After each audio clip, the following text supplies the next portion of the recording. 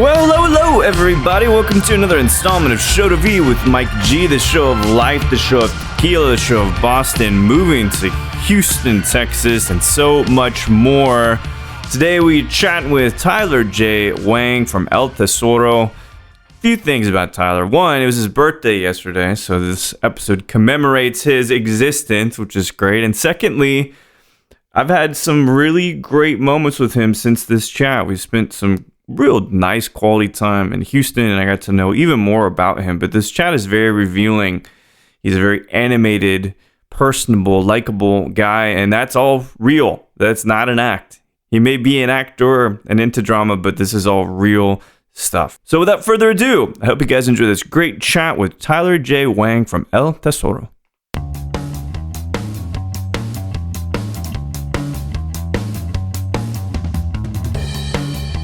This is the first one back. I've been doing this Zoom thing, and we talked about virtual and all that shit last night, and you were talking about how exhausting it is doing the Zoom stuff. Just tell me, because there's a real good reason why. Yeah, of course. I mean, it's just, when you're doing anything virtually, it's a huge energy suck, right? Like, one of the best parts about this role and what you do over podcasts, being able to actually talk to people, is this, like, exchange of energy. And it's not, like, I'm not a big like crystal healer guy or anything, but I really do understand that when you're talking to someone in person, working off what they're doing, what they're talking about, vibing off their energy, like there's something that's so natural and organic about that. Right.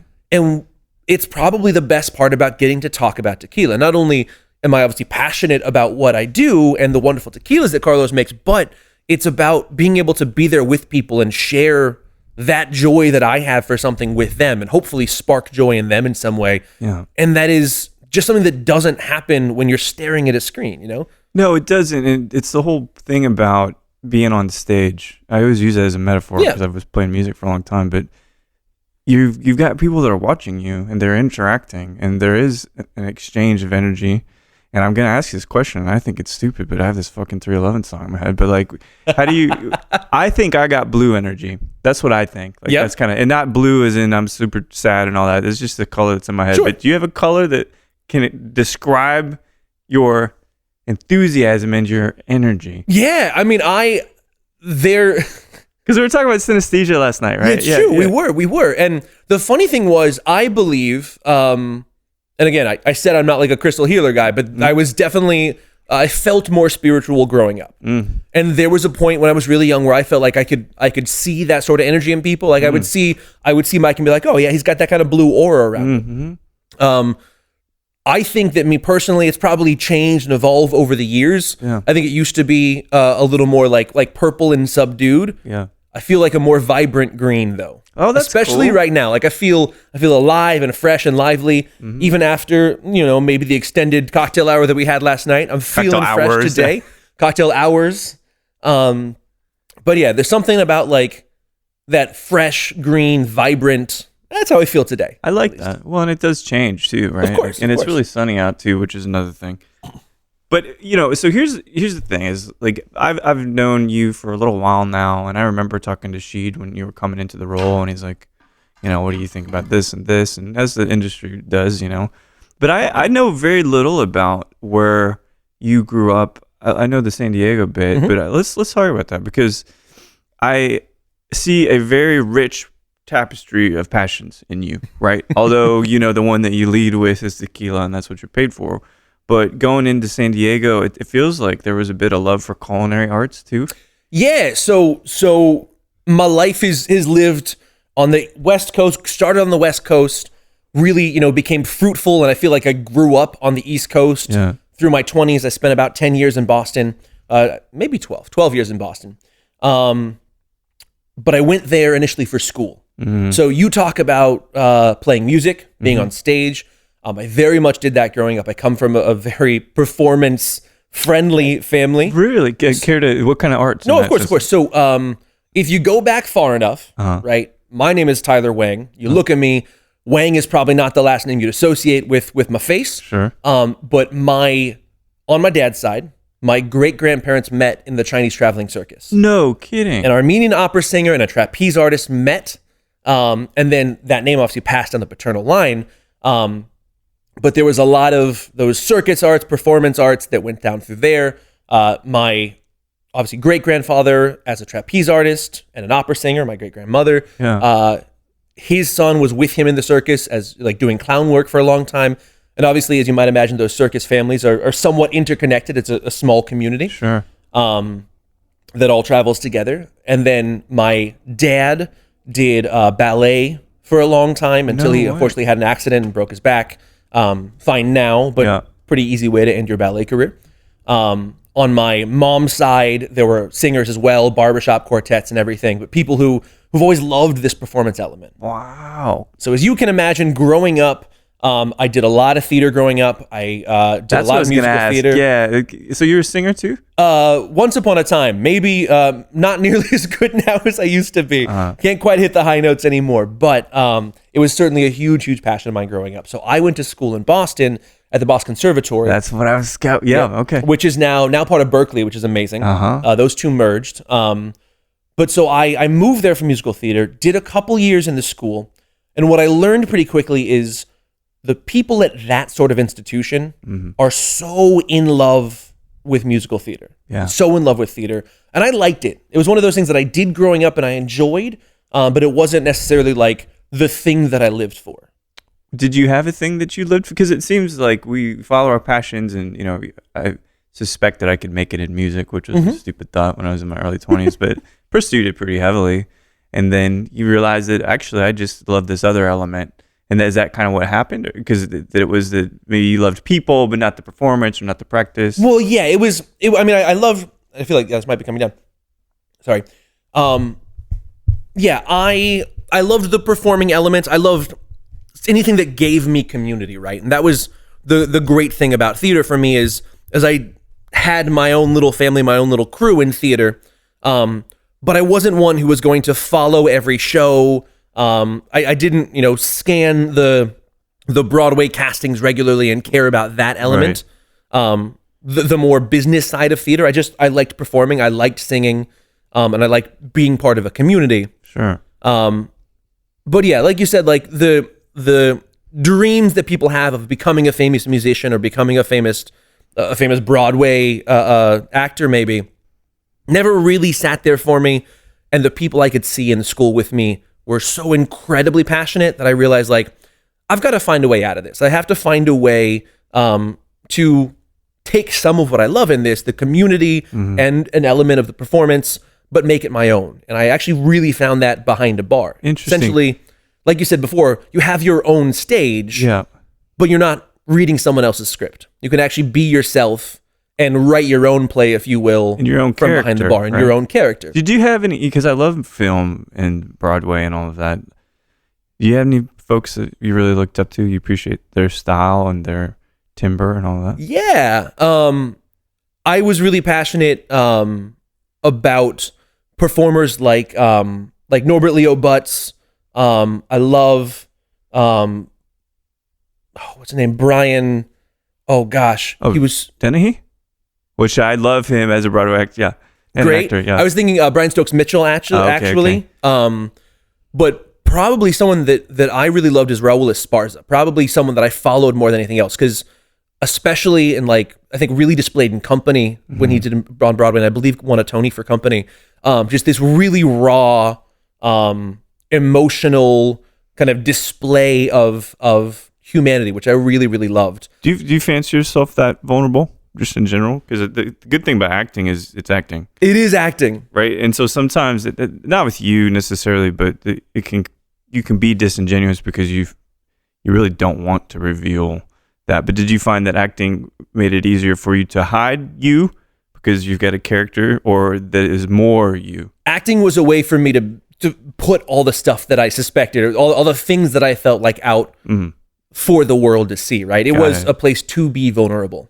And one of the things that I pride myself on now as hopefully, not a finished person, but like a more well-rounded human is that I feel much more able to express myself in what I do. That's great. And I feel really great being able to, like I said, kind of share the things that I'm passionate about and talk about them. And it is probably what makes me, okay at my job, pretty good at my job, is that when there's something I really, really care about and I want to convey that and share it, like I don't have to put up any sort of performance. I can just speak from the heart and talk about, the elements, whether it is tequila or just the things in my life that I love. Like I can speak about them passionately and not feel like I need to follow a script or anything. Right. Which, because it's, it's easy. I meet a lot of brand ambassadors and I hear them saying the same things.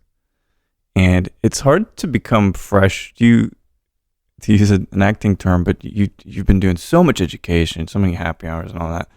But how do you not become typecast in your role? How do you keep fresh? Interesting. That's a great question. For me, I would say that it's about that energy exchange, to be honest. Yeah. It's about being able to feel and read the space you're in. It's about the people who you're with. And the great thing about, so last night we were Las Almas Rotas, right? The great thing about that staff is some of them are really, really, ingrained in the agave world already and know so much about those spirits, and some fresh faces as well.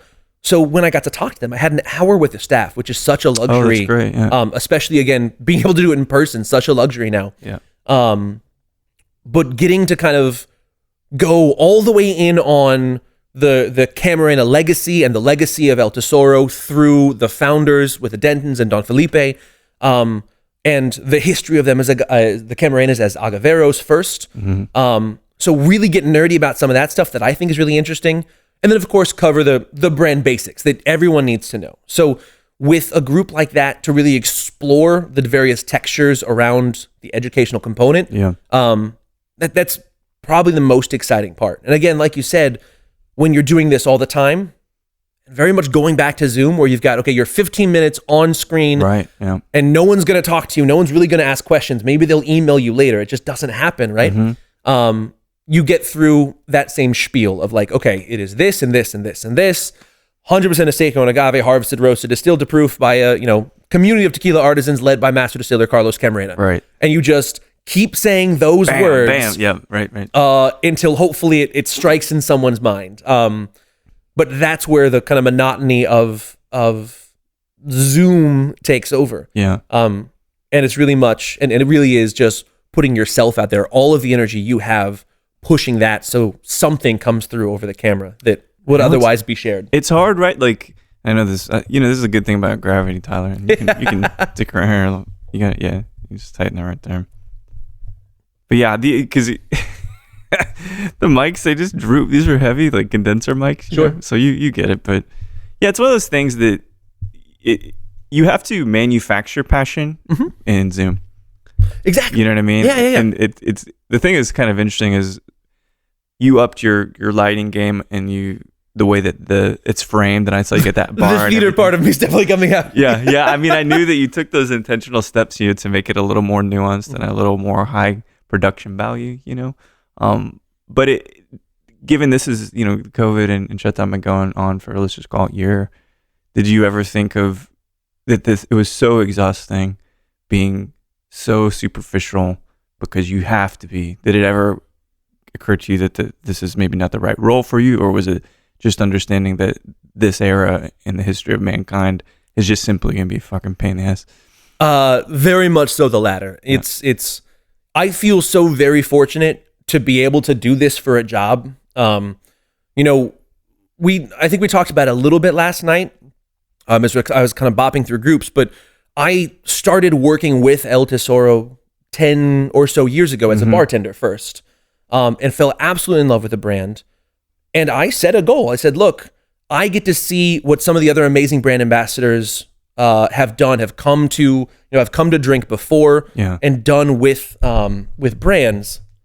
And I get to see the way that they touch people and instill this passion in them. If I'm ever going to do that, it's got to be for a brand that I really, really love. And El Tesoro was that tequila so long ago. So I was able to set a goal for myself and say, hey, I want to do this for this company. Fast forward 10 years, and whether it's doing low-key El Tesoro work in Boston, doing the sales part for a minute just so I, had an in with the brand, and then finally getting here now. So it's how long has that journey been, roughly? Because you said 10 years ago you started using the repo, I set that goal as soon as I saw like the first brand ambassador at Drink, which was probably Todd. What is Todd's last name? He was with Chartreuse at the time. Oh gosh, it's gonna escape me. I feel so bad. It'll come to me in a minute. But he was with Chartreuse at the time. I believe he's with Diageo now. It's not Richmond, is it? Richmond. Yeah. Richmond. Okay. Cool. And he was there. He was telling us about Chartreuse, telling the story of the monks, and that storytelling element. Like I said, being able to make your own script in a way. That storytelling element was just so compelling to me that I kind of set that goal for me. And I loved, at that point, I loved the idea of being able to convey all the stuff that I had learned behind the bar and loved about the bar, but wrap in more of that performance and wrap in more of that. Performance is really the wrong word for it, too. It is, right? But I get what you're saying, because there's a way to... Language is important to me.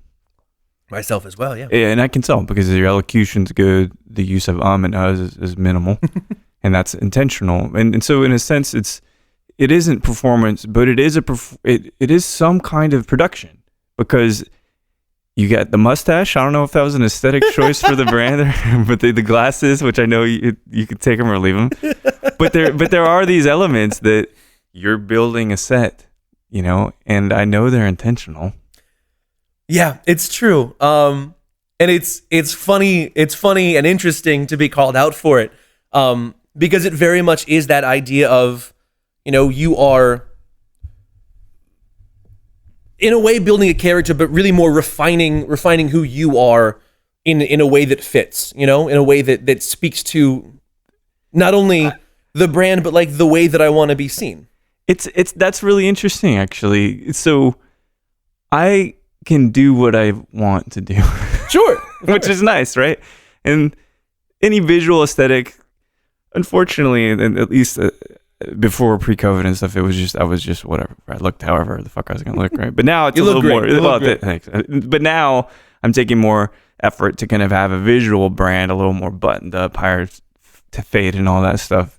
But you do arrive at it some place, and there is something you want people to think about you. Mm-hmm. And given that you have crafted this way about yourself, what are some things you want people to be not impressed with, but what are some impressions you want to leave with the people that you educate? Yeah. So it really does all revolve around passion. So I want, if I walk away from a space and those people go like, wow, he was really excited to tell us that, I feel like I absorbed a lot because he was passionate about it. Yeah. That is the ultimate end goal for me. Beyond that, I would like them to see me as someone who is obviously approachable, someone who, if they do have a question, they can reach out to afterwards and get more information from, someone who they hopefully want back in their space. So yeah. All of that kind of approachability is important. My hope generally when I do trainings or conversations is to weave in the fact that like I did bartend for a very long time and run bars. Right. So I'm not just coming to you from a bulldog sales perspective of like, hey, you need to buy this, blah, blah, blah, blah, blah. But I want them to know that I'm there on their side. I'm just one of them that has gone in this direction rather than the other. Right. And that's really has a lot to do with the man of the people. That's it. Yeah. That's it. Which I get. Is it ever hard to navigate again and going back to, I don't have any, maybe I should, but I don't have any marketing agencies. I don't have any bosses saying, Mike, you really shouldn't have said that. But that's good. And I like that freedom. Of course. And I know I'm always on mic, so you'll never hear me say something unsavory unless we're drinking. But in my heart, I'm not unsavory. Yes. Maybe a little bit of a punk ass sometimes. But do you find it hard to fit you into the confines of a corporate role? Does it ever get challenging to bite your tongue, or does it ever get challenging to go off mic? Generally, no. Have I slipped up before? Sure. Yeah. That usually revolves around something that's more of like a intimate personal matter that might get brought up, where it's like, this is something I don't want to talk about, something, that I don't think should be discussed. So I've slipped up. Interesting. And that's more to do with just trying to shut down other conversations. Is it in the realm of agave and stuff, or is it other stuff a little more personal? No, that's like when things get personal or political in a way where like I don't think this is something that should be talked about in this setting. Yeah. That's where I might be more likely to say something inappropriate, just shut it down. Yeah, I see. But when it comes to how I work and how I speak, like you said, always being on mic. Yeah. There is an element there of, because I come from hospitality where it's all about taking care of people and making sure that you're presenting the right thing, that you are there and apparent, taking care of them and also able to slip away. My base and the way that I think my mindset is always hospitality first. So whether it's as simple as making sure their water glass is filled before mine, or making sure that, I'm there to enrich their experience. Sure. That's usually what I'm thinking of as I'm coming up with conversation, which is not like, obviously not like it's scripted. No, but it's a dynamic. The lens, the dynamic, the lens from which I speak, and the lens from which I converse with people. I guess. No, I get it. I totally know what you're saying. It was the other day I saw, we bring up Sheed because he's a good mate of both of ours, and he's known him quite some time now, and he said, what I always admired about you? And I'm like, shit, here we go. But I'm okay with people telling me good things and compliments and stuff, sure. But I'm not really that okay with it. I'm a little... Yeah, thank you. That's very nice of you. Thank you. Right. Okay, can we stop now? But he said, you just have this ability to listen. Mm-hmm. That when I talk to you, I, that you really are hearing me. And that's my lens. Yeah. And it's a lens of observation. It's almost like the absence of action. Yeah. I have no narrative. It's really about the other person. And it sounds, in some sense, we're kind of similar like that, about servitude. Exactly. There's a funny part of my life for a while when I was probably, I think it was 17 to 20, let's say, in that range. Mm-hmm. I got involved with the SCA, the Society for Creative Anachronism. After doing, again, I was in musical theater. I did a performance of Camelot. Nice. The fight instructor who was like teaching us how to actually use the real swords on stage, he got me into this. Cool. It was very cool. And one of the things that I did with him, I kind of became one of my early mentors, was I would go from space to space, whether it was a school or a business, and we would do seminars on modern day chivalry. Interesting. Which was tell me one more. of the most foundational elements, and probably this idea of servitude that I have. And again, it's not opening the door necessarily. It's not not holding people's bags. It's an element of putting people before you to care for them, protect them without being in their way. Yeah. But caring for others before yourself. The big theme of that, there's two that I really attached to. One was that the sword has two sides. Mm-hmm. The medieval sword, the European sword generally had two sides. One that faced the enemy, but the other one that was always facing you. So anything that you would do to someone else, you had to be aware would come back to you in some way. Right. The other one was the lance. The lance, long, straight, and true, about being honest, about holding yourself to a standard. Mm-hmm. Because if you have a crooked lance, you can't hit your target. Interesting. So through all of that, part of the SCA is making your own coat of arms, and you do make up very much your own entity in the SCA. You have your own, your own name. Yeah. It's all very silly. Well, maybe not. Well, it's not. It's really not silly. It's actually it's a very rich culture. It's a very rich group of people that get to be involved in something that I think take them away from their everyday life. The humdrum of an office job where you're just typing up reports all day long. Right. To have that rich culture and community, once again, I feel like it's keep coming back to community, that you come home to, and you have this whole new life. Yeah. That is so rich and to enjoy.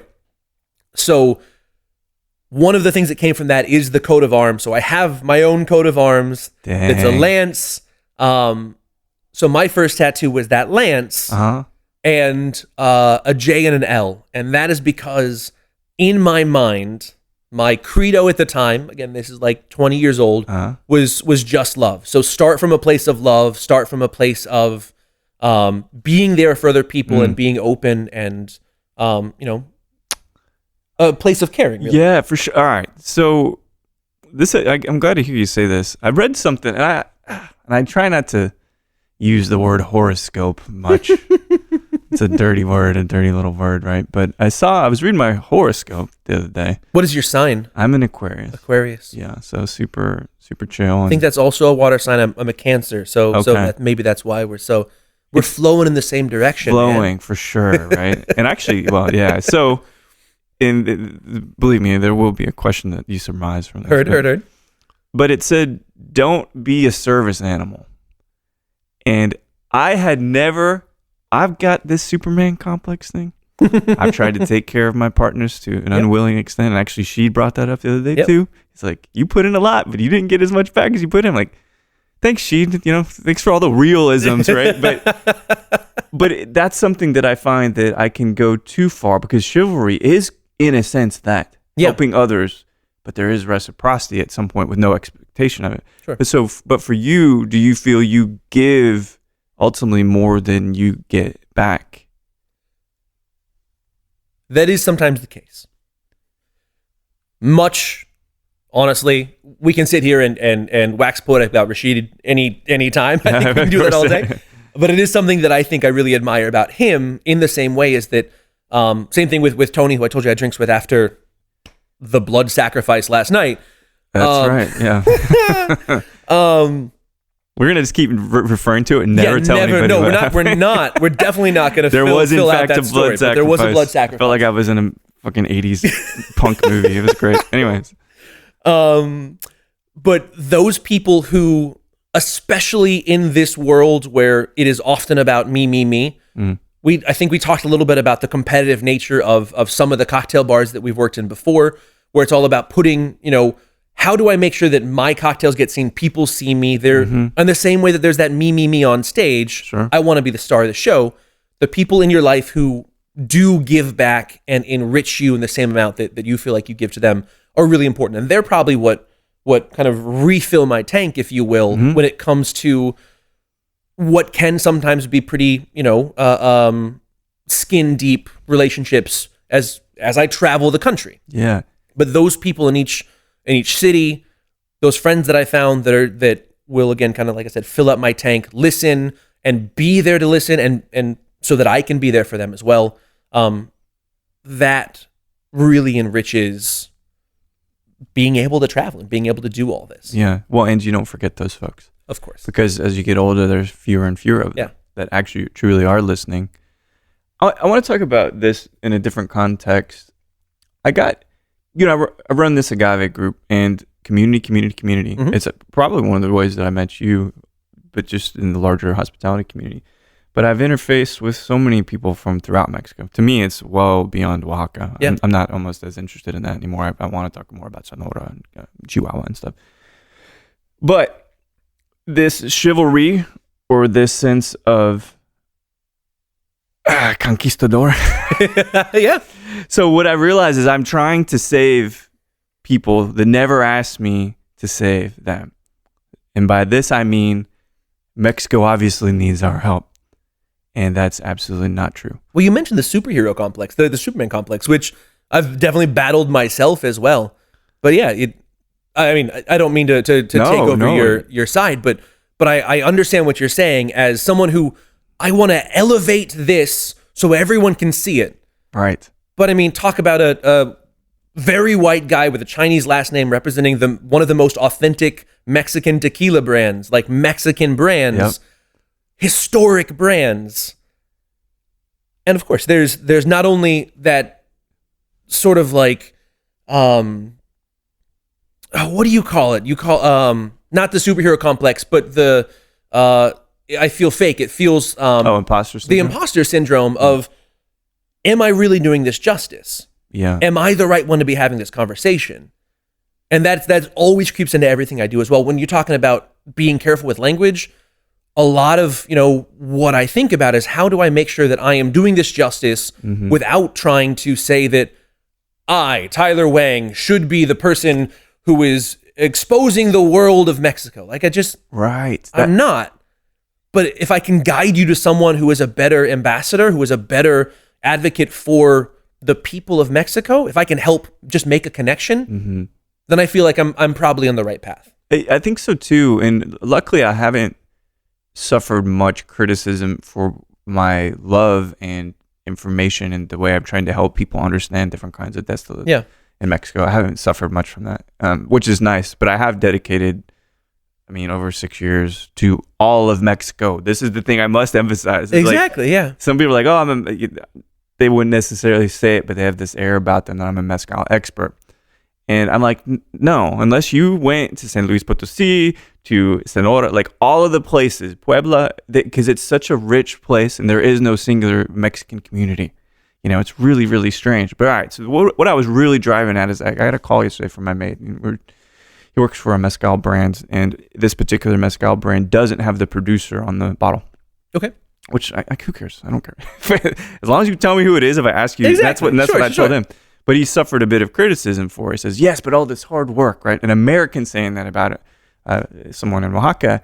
And it made me realize, and this in the form of a question is, do you see, to be perfectly frank, white Americans saying what tradition is in agave spirits? So basically they're saying, oh, this person, it's not traditional to ferment in plastic. And it's like, well, if you're in Puebla, it sure as fuck is around certain places. Do you see this more and more that somehow we, the norteños, are pushing what tradition should be?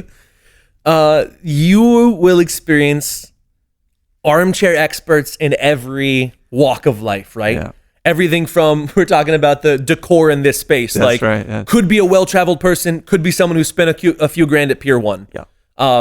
But they'll probably sit here and tell you all about the story of how they found that at a Pier 1 in outside of Kansas City, and that's their amazing story. Yeah. I think agave spirits are such a rich world because for the most part, us gringos don't know a lot about it, right? Right. Most of the people, now you will see these agave groups where they will definitely fire on all cylinders and take you down about any element of the production. But most people here have a general understanding of what vodka is, have a general understanding of what gin is, although that's probably a pretty shallow content for them, pretty shallow subject for them. And they all feel very strongly about bourbon. We've all experienced those people that are like, oh no, bourbon's got to be made in Kentucky. Oh, I know. It's got to be made this way. And I'm like, well, I appreciate your insight. Like, I appreciate you saying that. Right. How do I teach you something without coming off It's like condescending, right? Yeah. And in the world of agave spirits, it's exactly that. Where unless you've actually spent time down there and gotten to see it being made, and gotten to actually put your hands in the soil, eat the agave, you're just never going to really, really understand. And even then, like you said, it's not like you meet one Mexican person and you understand all of Mexico. That'd be an absurd concept anywhere. But you have to understand that the communities all around Mexico make up this beautiful tapestry of a people. Right. And even that, like, not indicative of the experience by any means. It's just this amazingly rich tapestry of human beings and experiences that I think makes agave spirits so wonderful. Being able to touch them through this beautiful cultural product they have.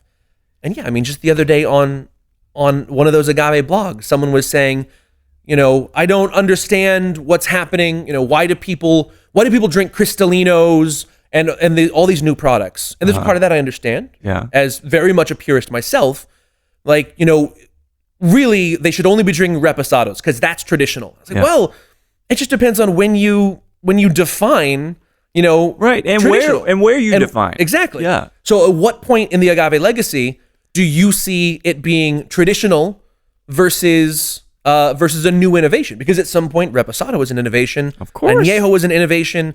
At some point, using one specific type of agave to make tequila was an innovation, right? Carlos was saying the other day, he was talking about, I think it was the 50s, where we moved from, I believe it was 6 different types of agaves you could use in vino, mezcal, de tequila, right? So at some point, that was an innovation, and that was new. Right. I think it's really interesting, and it really is a matter of when you set your sights, like what parameters do you want to put around this? Right. I think you're absolutely right. It's a zoom level, and it really is like zoom out a bit, use a widescreen lens or whatnot. But there's something that is, I hate to break it to everybody, but many people that make this stuff, they don't talk to each other. Yeah. They do it in a silo because it's so many villages. The people that distill in Roberto, for instance, at Rancho Tepua, he distills differently because that's how they do it there. He probably doesn't even know people that distill in Guerrero. And not to speak for him, but it is a siloed industry, to be honest. And so to think you can have one unilateral platitude of how something should be done in Mexico is not only presumptuous, it's just fucking ignorant. It's incredibly ignorant, yeah. And I see it all the time. People bitching about the wrong thing. That's it. Their zoom is just the subject of the scene is to your left if you would just zoom out. Yep. And then you can get more perspective. But this concept, and Smoked Agave is a pitiful group. Honestly, it's turned into utter rubbish and bottle posturing, and I won't have that attitude and the kind of stupid condescension in my group. But when it comes to online, that's a big channel for you as a brand and the brand itself. Have you set any real firm boundaries in the way that you have presence online? And has that have to be modified? I will admit that is something that I am learning. Because, like you said, online it's a beast of a thing. My hope is to be someone who is approachable, much like the same way I want to come off in these seminars. Like, my hope is to come off as approachable, someone that can speak frankly about what I do know, someone who is very apt to say, I don't know anything about that. Like, I would love to hear from you on this. Yeah. But because those groups, again, rich tapestry of human beings, those groups all come from different perspectives. Yeah. And some of them do very much get into just, like you said, bottle posturing. It's a good phrase. It's my phrase. I invented that phrase. I like it. I like it a lot. I think I'm still trying to work out exactly what the correct tone for that is. Yeah. It's hard, right? Especially, luckily with El Tesoro, it's been around for a very long time, right? Yeah. And it's been beloved by many people for a long time. There are people, now I've loved the brand for 10 or 12 years, right? But there are people who have been with it since day one, that adore it, know everything about it. And sometimes these people will know, more, as much or more than Carlos about specific products, right? Yeah, they'll be able to reference for me, this particular batch was from this year on this day. This particular batch really had a great quality of mint and green olive. Yeah, nice. Cool. That sounds great. I don't care. I'm sorry. I really don't. I care about the product, how it's made, the people who are making it, and I hope that you love the tequila you're drinking. Yeah. But one of the great things about the way that we make tequila, the way that other really great brands make it, is without any additives to make it conform to itself batch after batch, it's going to be unique. And I want to spend more time enjoying it with you than I do thinking specifically about what this tequila tastes like. Right. Fucking feel the moment. You know, because I was thinking about it when you were talking about you're walking into a brand that's like apple pie. Yeah. You know what I mean? The Bill Murray is a tequila, beloved. And despite his flaws acting or missteps in certain movies and stuff, it's still at the end of the day, it's a fucking amazing, amazing thing. And so, all right, so we're going to talk about tequila for a minute, as we have been, because we've been sipping on this paradiso, which I tell you what, I had I don't recall the brand. Well, actually, I do recall the brand, but I won't say. But I was last time I was at Las Almas Rotas before we met up last night. I sat and had dinner with this new tequila brand that was coming in. They're trying to get Chad to carry it, And I tried the Blanco, it's fine. Tried the Repo, it's fine. And then their Añejo is all mostly French oak. Okay. And the guy who owned the company was there. And I've got, 10 plus years of distillation experience and shit. Like I wouldn't say I know what I'm talking about, but I have some experience, right? And I told him, I said, the ratio of French oak is far too high on this. I told him straight up, I said, you're ruining this. Not ruining it. I was a little more subtle than that. But he looked at me and he's like, really? And I'm like, yeah, you need to cut back on the French oak and go American oak more. So when it's done right, you don't notice it's done at all, right? And that's what I love about the paradiso. And Carlos, he regales us of tales of securing these cognac casks, right? Yep. Ex-cognac. But tell me a little bit more about the process here, because now I love the Blanco and the tropical elements. My brother, who's now an El Tesoro fanboy, went on and on about, he drank several margaritas with El Tesoro last night and was incredibly impressed. He loves that stuff. But for me, where it all comes down to it, where it hits home, is the Paradiso. So tell me a little bit about the process here. The inclusion of French oak in Paradiso was, we talked about innovations, right? Yeah. That was a huge deal back when it came out. Now, talking about products that have their own huge fan base, Paradiso is one of them, right? People who love Paradiso have historically, followed every batch because it was something that came out rarely, right? Currently, we come out once every 5 years with a new batch of Paradiso. It's possible that that might change, still same aging, but people really, really love it. And we love to give people what they love, Yeah, for sure. Luckily, with Beam Suntory being and owning Cavassier, I don't know if you know this, Cavassier has their own forest in which they... I did not know that. Cavassier has their own forest in which they grow the trees for their barrels. Are they in Jarnac? Is that what yes, Cavassier? Yeah. And because they do that, and then cooper the barrels, obviously, you can imagine there's a lot of attention paid to those barrels, and they last for generations, right? So it's historically been very hard for us to get cognac barrels. I believe that now, with as much love as behind Paradiso, we'll see, hopefully, Cavassier coming around and doing more with them. Okay. That's great to hear. But this bottle we're drinking here, the batch of Paradiso that you get now, what we see Paradiso is a 5-year ex-cognac barrel aged tequila. 100% cognac? 100% cognac. It was the first tequila ever aged in cognac barrels. It was, long before extra añejos were a thing. It was aged very, very long. The story, if you want to talk about the founders of the brand that helped create this with Don Felipe, they created this amazing blend of flavors through whether it's cognac barrels, American whiskey barrels, and that is one of those things that people really, really love to talk about, those first couple batches that were kind of experiments trying to get the flavor right. Did they put those out? Those are out. The ones where it was trying to figure out how those are. They're the first couple batches. I think they're lots A and B. Oh, okay, got it. Those are the ones that, if you're on the tequila groups on Facebook, have a legitimate fan base, fanatical adores of those tequilas. I have never gotten to taste those blended barrels. Oh, or interesting. those first kind of as they were trying to figure out what Paradiso would be eventually. I can't really speak to them. And it's also something that, this is right around the time that Carlos is taking the distillery from his father, is, inheriting this legacy of tequila. So, Carlos doesn't really speak about it with me either. It's, we enjoy a 5-year ex-cognac barrel aged Paradiso, which is what all of those trials to blend together eventually became, and I love it that way. Yeah. But I wish I could speak more to the foundation of what it was, and unfortunately, it's just it's complicated. But I like how mysterious it is too. A little bit, because where we're at with it now, it feels like it's got its boots on and knows what it is. Of course. And some spirits, it takes a bit for them to kind of find that place. But that's why I love it so much, is because it feels set in.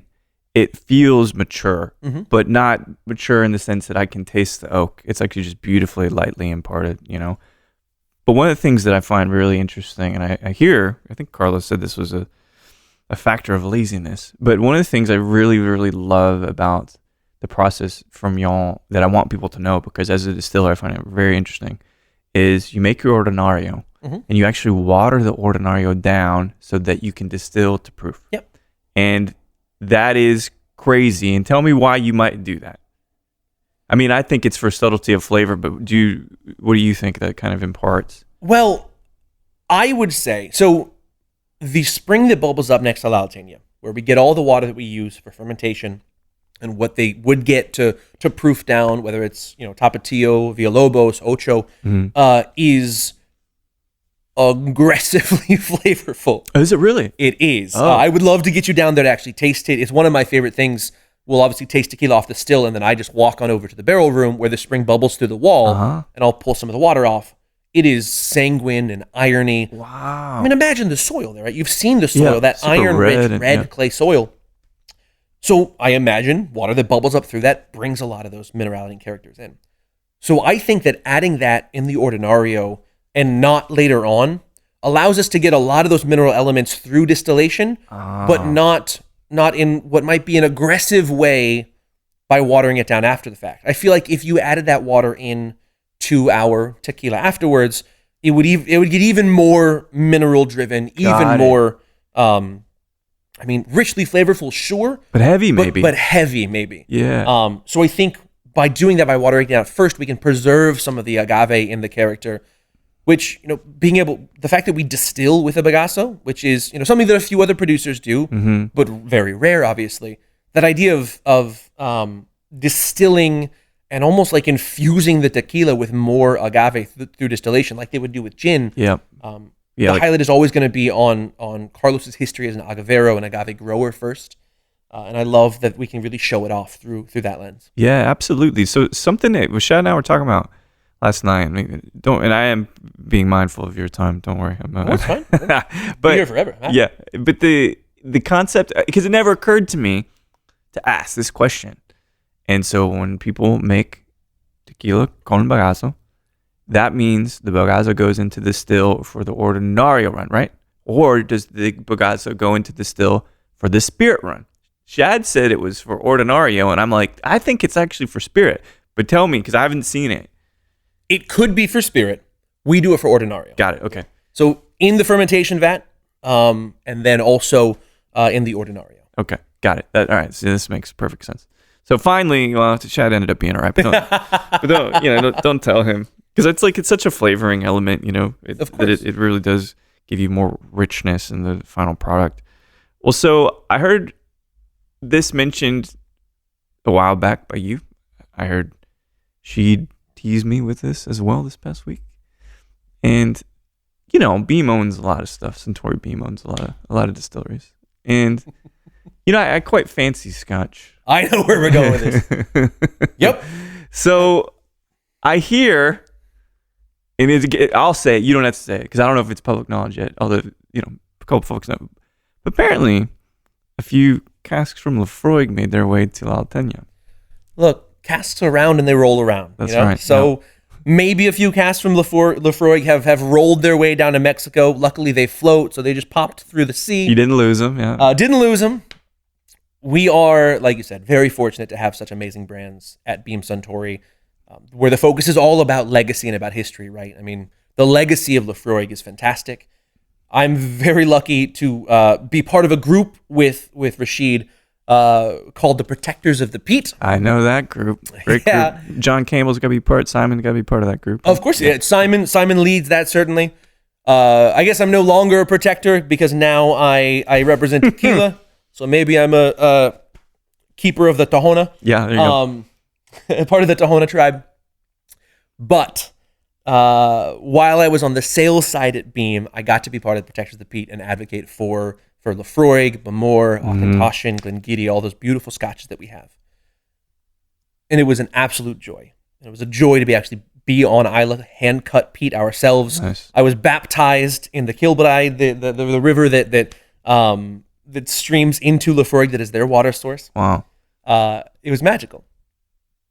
Now, having that come to join my absolute love at El Tesoro is really, really exciting.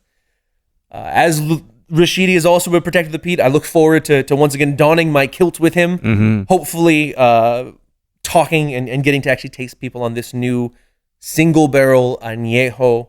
It's not entirely aged in laphroaig. It will be finished in laphroaig casks. It's going to be very, very exciting. I have not yet tasted it. It's still aging now. But it is it's a planned release now. It will be a planned release, a limited run. It's a part of a series we're going to call Mundial. And it will be probably an annual series. Oh. In the same vein as, laphroaig's Carchis.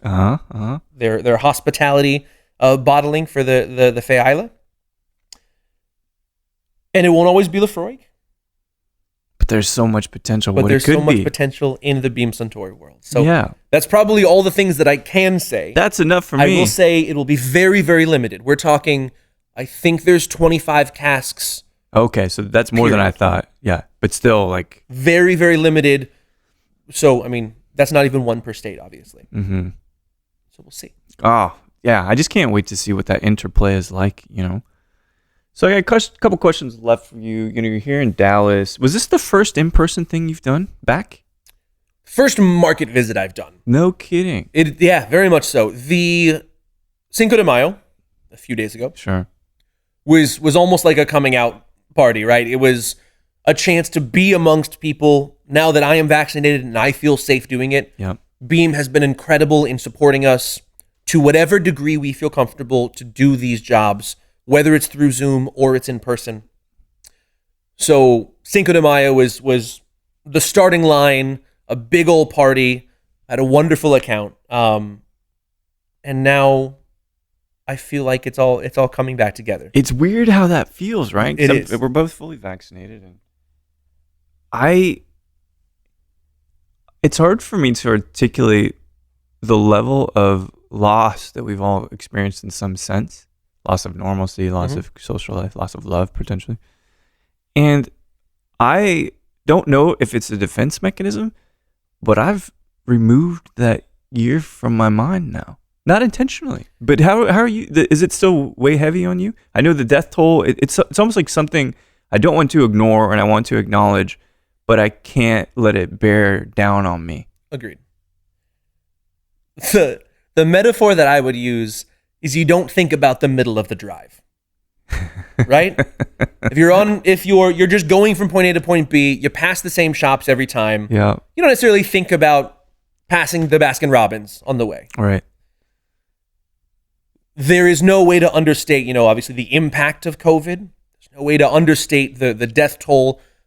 I personally have been very, very lucky in that all of the people, most of the people, there obviously have been a couple, but all of my very, very close friends and family have been safe and healthy throughout the course of COVID. That's great. Mine too, for the most part. Which is wonderful. I'm glad to hear that.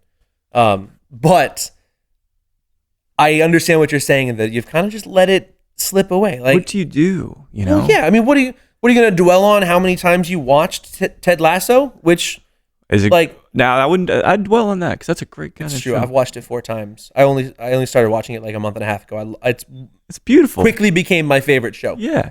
But talk about someone who leads with love, leads with caring for others, though. Yeah. Oh yeah. Let's let that water slide off the duck's back and get back on the horse. How many things can I say? Yeah, but I absolutely get when I see. I don't think the mustache happened after Ted Lasso. I think it was a coincidence. The mustache started off as a joke, as I think most mustaches do. Certainly. Adam Harris shaved his mustache. Oh yeah. Adam Harris, as long as I knew him, had a mustache, and I said, "Look, I moved to Texas. I'm an ambassador. I get to live and rub elbows with Adam all the time, but someone in Texas has to have a mustache, just the way it's got to be." So it started off as a joke, and I don't know. I keep trying to shave it off, and my razor just doesn't work around my upper lip. It keeps shying away. I understand that. I can't shave my face apparently at all. It just keeps growing. I try to make some semblance of a shape of it, but I don't know what I'm feeding it, but it keeps growing. So I have to deal with that. Well, so we're sipping this paradiso, and there's a question I ask everybody, and I'm so glad to ask it in person because it's got more gravitas, I think, and we can use our voices with the mics, come in close and all that. Zoom takes that completely away from you, the ability to have dramatic to play effect. with the audio elements. Yeah, dude, I hate that shit. That's why it's nice to be back making love to the microphone. But so let's say you're anywhere in the world, it doesn't matter, but you're sipping paradiso, and you can have a drink, a chat with any actor, actress, alive or dead. Who might you like to sit and wax poetic with? We're specifically keeping this in the range of actors and actresses. Yes. Okay. Yeah. It's just because sometimes I got to do that, or else it just gets real out there, which is fine too. But sure, if there's anybody that comes to mind, you tell me. But I just like acting so much. It would be Bill Murray or Tom Hanks. Yeah. Be one of those people. There's a wonderful story. A neighbor of mine, when she turned 21, happened to go to a bar in LA. Tom Hanks happened to be there, and he just, out of the kindness of his heart, bought drinks for her on her 21st birthday and all of her friends. That's so nice. I don't know if anyone's got a met Tom Hanks and he was a dick story. I don't think they exist. Yeah, I don't think so. I would love, though, to sit with him and chat with him, mostly because I don't think we'd have to talk about anything. Like, we could just, I think you could sit and talk, like we did before. Point out the things in the room. She'd be like, hey, that kind of looks like the Captain America shield. And be like, yeah, it does. Yeah. You know, I had this story once upon a time I was here. Like, I bet that he could tell you stories about everything. And I'd want to see his typewriter collection. Dude, that'd be really rad. It's incredible. Yeah. Any favorite films from him? There's so many I know, but yeah, there are.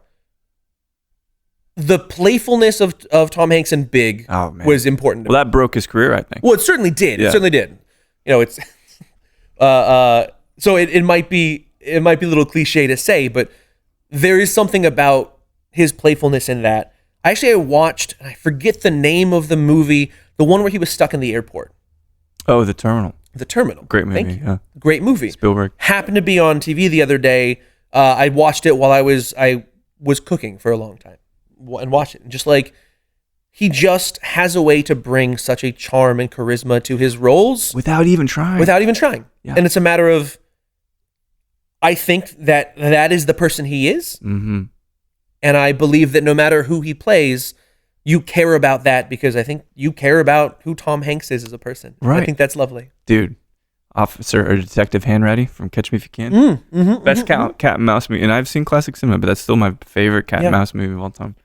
Well, all right, so I got one last bit for you. You know, you're here in Dallas doing the first in-market visit, a sign of hope, an emblem of change, whatever kind of stupid trite phrase you want to call it. But what's next? Are you going to do, because you are regional, you're just Texas. I always feel like you're bigger than Texas.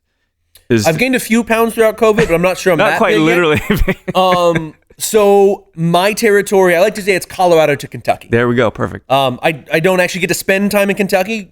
Carla Valenzuela, who is our absolutely amazing ambassador on the East Coast, handles Kentucky. But if you sell tequila between Denver to the Kentucky border, I probably am your guy. That's great. Love. I got to spend a little bit of time in Indiana recently, which is absolutely fantastic. There are many, many visits to come. There is that element of, we have to see what that particular market's doing, right? Chicago is still, for the most part, closed down, or at least coming out of it in a way. So it's not right to go there quite yet. I will be there certainly by the end of the year, hopefully at least 2 or 3 times. Mm-hmm. I should spend a good deal of time in Colorado. I have a particular adoration for Denver. My parents live in Fort Collins, so I always try and tag on a little time with my parents. My wonderful, beloved mother, whose birthday is in just a few days, she was expressing to me that she missed me. Understood. And I know everyone's mom says that. When mom says she misses you, you get there. You find a way. You find a way to be with your mom. Because at least with my mom, until she really, really misses me, she always misses me. Mm-hmm. Does that make sense, right? But until she 100%. Says it, 100%. Oh, okay. This is more urgent than maybe I thought before. Yep, exactly. That's a good way to put it. She always misses me until she tells me she misses me. then it's oh shit, I better get up there. All right. Which that's the second leg of this travel for me. Go visit my folks. Yeah, so I'm gonna go visit them. It's been quite a while, but they're all vaccinated and stuff. And it just what kind of word might you describe that illustrates how maybe things are returning to a better and a more stable, healthy place? What kind of word would I use? What word would I use? Oh gosh, I know dead air on a podcast isn't very exciting, but I'm really trying to think. I love that question.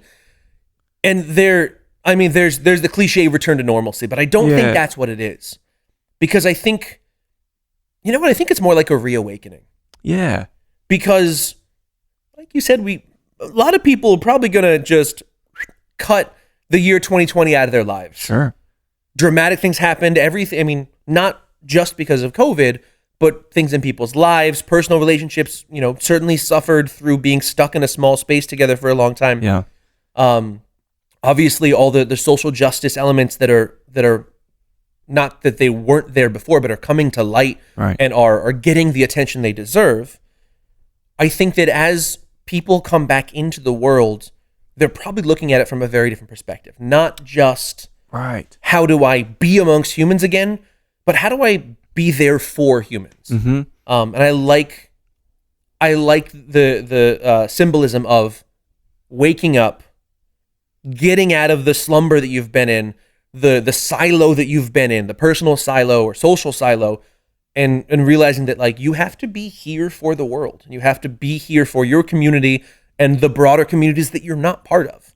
It's beautiful. Yeah, that's exactly it. And I feel hopeful that people might be changed for the better. Superman's a symbol of hope. I'm just gonna keep coming back to the Superman complex because I love that idea. Terrible in practice, but good on paper, I think. But man, Tyler, it's been great getting to chat in this way, and I will always remember this moment because we finally are back to doing things together in person. Agreed. And there's something incredibly poetic about that in the face of 1 fucking year. Yeah. It's been difficult, but safe travels to you, and I'll talk to you soon, yeah? Thank you. Thank you so much for having me. This is fantastic. My pleasure. Cheers. Cheers. So there we have it. Tyler J. Wang from El Tesoro, learning more about the man himself, the brand, learning more about Carlos Camarena.